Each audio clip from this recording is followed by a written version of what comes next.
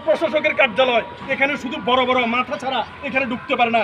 ইনশাআল্লাহ যদি নির্বাচিত হই, বাংলাদেশের যত রিক্সাওয়ালা, ঠেলা গাড়িওয়ালা, ভ্যান গাড়িওয়ালা না বলা কথাই মানুষ সরাসরি এখানে এসে কথা বলবে। যদি মানুষের কথা রাখতে পারি, মানুষের ভোটের অধিকার, মানুষের নিঃস্ব না বলা কথা, প্রবাসী ভাইদের যে সমস্ত অব্যক্ত কথা, সেগুলো যদি তুলে ধরতে না পারি, তাহলে এই সংসদ থেকে ইস্তফা দিয়ে পদত্যাগ করে আমি চলে যাব ইনশাআল্লাহ। আমি সেই মানুষ, আমি আমার চাকরি 18 বছর পুলিশে চাকরি করে 2 বার চিন্তা করিনি। এই কোম্পানিগঞ্জ কবিরাটে দিনভর 24 ঘন্টা বিনামূল্যে এই নিঃস্ব অসহায় যারা গরিব মানুষ আছে তাদের জন্য ফ্রি সার্ভিস চলমান থাকবে, এবং 2টি মেডিসিন শপ যাদের অর্থ নেই একেবারে তাদের জন্য ফ্রি বিনামূল্যে চলমান থাকবে। এছাড়াও যারা টাকা আমার নেই যে আমি প্রত্যেকটা ইউনিয়নে ওয়ার্ডে কেন্দ্র চালাবো, এই ধরনের সক্ষমতা আমার নেই।